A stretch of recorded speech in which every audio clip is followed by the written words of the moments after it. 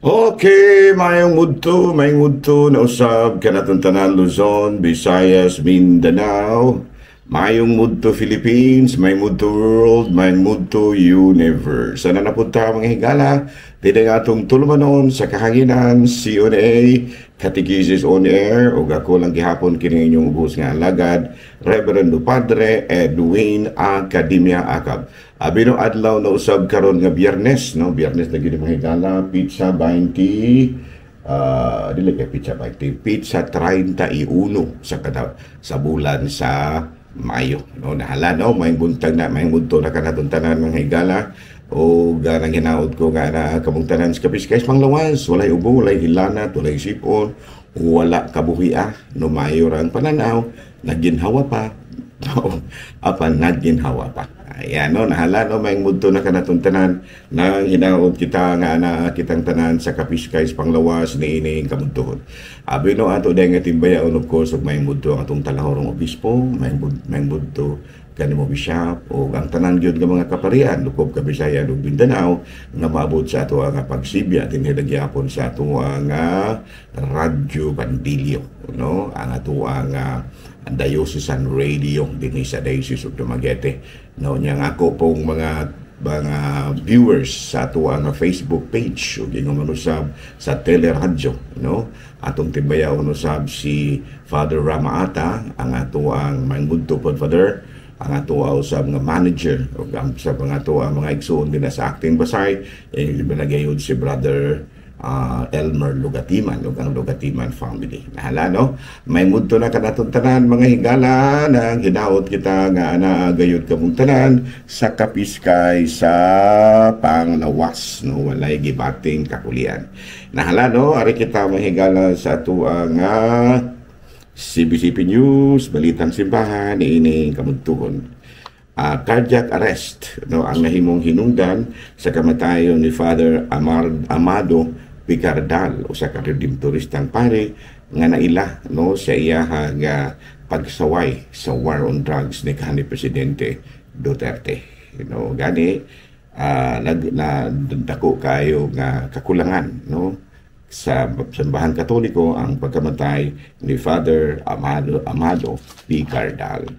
Balita mga higala sa gikan sa Vatican, Pope Francis nagkanayon ngadto sa mga kaparian, do not get tired of doing good, no? Ayaw gyud mo og kaluya sa pagbuhat og maayo, no? Makadaan gitudlo sa talahorong Santo Papa kanamo ng mga kaparian.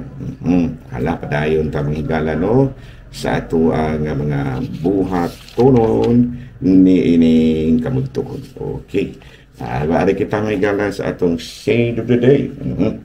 Bueno ang atong Saint of the Day karon, no? Sigon diri sa ato ang listahan na listahan ini mga higala. Sa pamahigala ha, ako sa pangitaon kay medyo nawani. Saint of the Day nato, sa pamahigala ako. Labi na po kabutang yung marker. Sigon diri sa ato ang listahan. Ato sa ang may gala ha, pabutang yung marker. Okay. Sa ato na rin kumutahon ng ato mga lay ministers ha. Kumusta naman ang ato mga lay ministers? Salamat kayo sa inyong pagpangalan kasi Simbahan Katoliko ha. Daghan kayo mga tao na inyong katabangan, labi na gyud sa mga kabutiran nga nagkulat po din taon kanong sa moabot ang ato ang mga lay ministers nga mo nagdala og matud pa kining pagkasaulugan sa pulong. O ano mo na nga ato yung pasalamatan ng higalahan ang ato ang mga lay ministers, matud pa sa uban mga laymen, no? Mga laymen, no, nga tao nagkuan gyud mga higala, nagkamang-kamang gyud din tao, no, panginadto sa ilang tagsatag sa mga assignments aron pagdala sa kasaulugan sa pulong. Asa na to mga higala ha. Palatulad kadalihato po ng mga kuan ato pong timbayaon, no? Ato ang mga kining sa mga higala, no? Sa mga pangawalam po rin noon. ay ato ang mga MBG. Kumusta na mga higala ha? Okay, atong MBG. Kumusta na nga? Salamat po guys mga MBG ha. No, agasigig yun o limpyo, panglimpyo mga higala, no? Sila magyud maoy atong sinaligan, no? Mga sinaligan nato sa pagpanglimpyo sa atong kasimbahanan, no? Kumusta, no? Kung gingamon sa atong mga choir, no? Nga kanunay gyud usab nga nangalagad, no? Sa Katolikong simbahan ang atong choir sa nagutong mga. So, padayon kita sa ato nga mga buhatonon ni ining kamuntuhon o ato nga timbay ako sa mga higala ang gipangita atong Saint of the Day nato. Higala ha. Okay, no? Ato dahil nga timbayaon mo nga to nga mga sakristanes, no? Nga to ang mga sakristanes nga yara mga higala. Nangalagad sa Katolikong simbahan. May 31, no, si Saint Micheltildis, no, Mchitildis, no, Saint Micheltildis, no, siguro siguro ni kanag Matilde siguro ni kaya sa Amerika sa sa European man siya usa ni siya ka Benedictine Abbess. Unya na ila siya sa iyang mga mayong buhat ug gani bisan sa iyang kadato anak ba ni siya og ni Count na Berthold sa Bavaria, Germany. Kuha ni siya mahigala noble family kini si Saint Micheltildis, no? I don't know how to pronounce this one. Saint Micheltildis, Mchitildis, Saint Micheltildis. Ayan, no?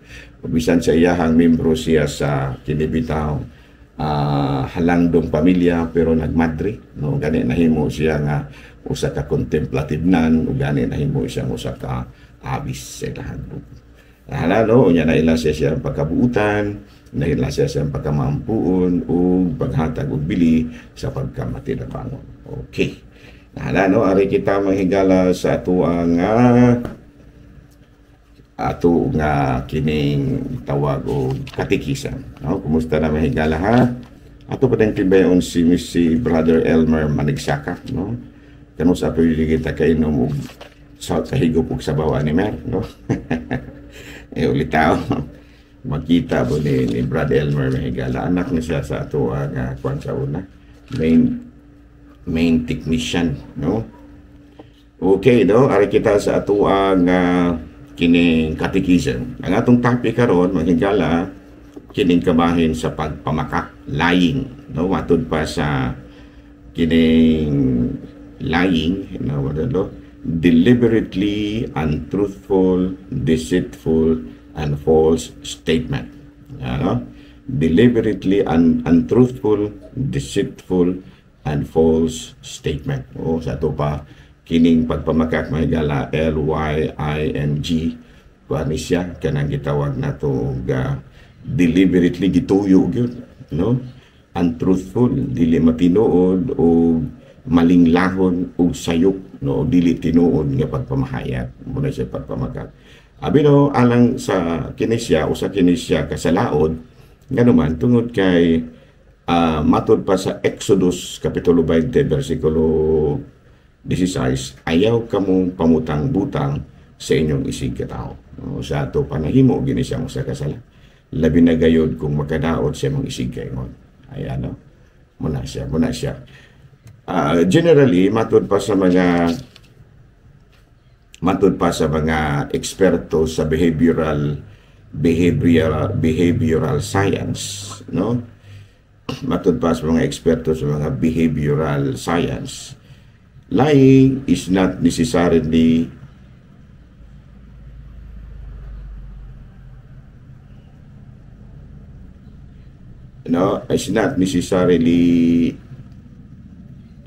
lying is not necessarily lawful under all circumstances, no? And it remains a sin. No? Lying is not necessarily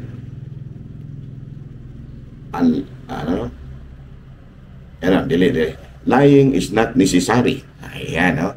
Lying is not necessary under all circumstances. Sa tanan nga panahon, wala wa gini siya kinahanglan ang pagpamakak under all circumstances. Pero it remain a sin. But of course, the gravity is lesser in white lies. No, ito pa matud pa diri sa behavioral science, mga behavioral experts. Lying is not necessarily. Lying is not necessary under all circumstances. Dili yung kamamakat. And it remains a sin. No, matud pa sa ito ang pagtulo ng Katoliko. But of course, the gravity is lesser in white lies because it doesn't harm anybody and the intention is not for personal gain. Ano kanabitaw although nga ang pagpamakak sala gina siya, pero aduna kini nagkalain-lain nga gibugaton isip o sa kasala. Dili ba parehos ba siya ba og gravity? Parehos ba sa sala ba nga dunay venial sin, dunay po mortal sin? Ingon niya, no? So usa sa mga basihan aron pag-ila kung ang imuhang pagpamakak venial sin ba o mortal sin ba, mao ang motivation. No? Kana bang unsa may tuklod kanimo aron mamakaka? No? Unya ikaduha ang epekto. No, ang epekto. Kaya doon na may uban nga namakak tungod kay nagkomedya-komedya. Doon na po yung uban nga namakak kay matud palagi kanang maugyo iyahang kinaiyak. Na unya doon ay mga daotang tuyo. Unya ang epekto pod makadaot sa uban. Amo na siya gitawag natong black lies. Kaya doon man nagkaklase sa pagkuan kanang pagpamakak white lies kana bang komedya-komedya lang para ragod for fun lagod, no, kanang mga komedya-komedya lang ana. Pero doon na po black lies katubang namakak ba nga makadaot, katubang mga nang libak na gyud ba nang murag musaksi na gyud og bakak batok sa ilang isigya mo na black lies kanuman because of the intent, because of the unselfish motive, and also kining gitawag nato og mga ayong nga resulta. Pero kato nang ginaingon, pero sa ginaingon lagi na sa mga behavioral science na lying is not necessary. No? As Christians, gitawag yun kita nga mo magsulti sa tinuod. Gani ko natong basahon sa libro sa Panultihon, Kapitulo 12, versikulo 22. The Lord detests lying lips. He delight in those truthful people. No, matod pa niya diri, no?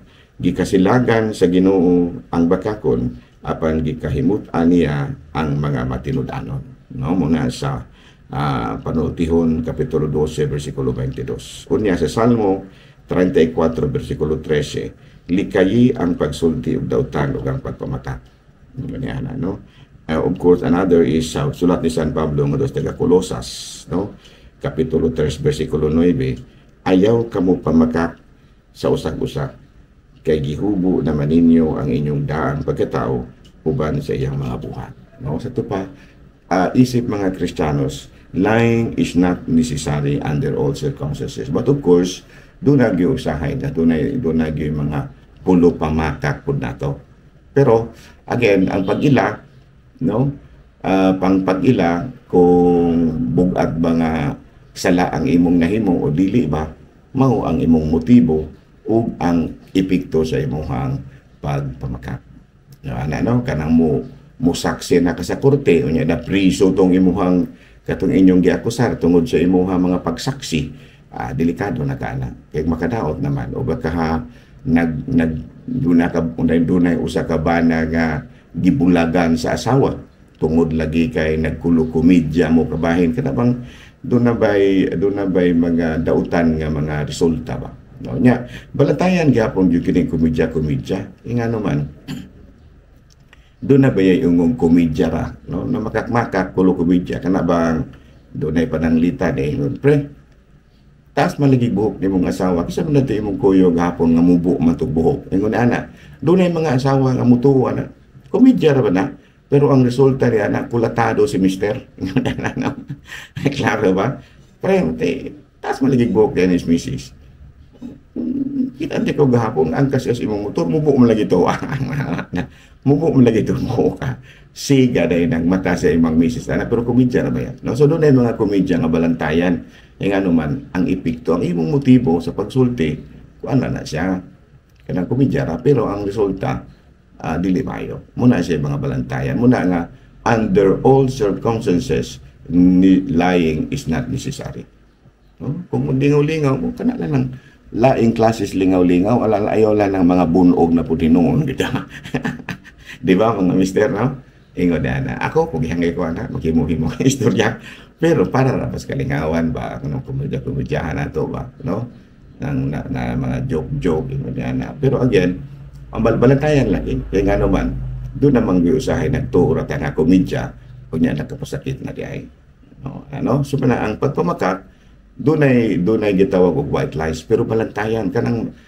bitang white lies kanang usa man ning white lies kining white lies behavioral experts seem to agree that these lies told with the intention of not hurting someone's feelings are acceptable in moderation to preserve social harmony ayan no in moderation lang dili lang gid mo palabihan ba nga murag maunag yung imong kinabuhi ang pagpamakak.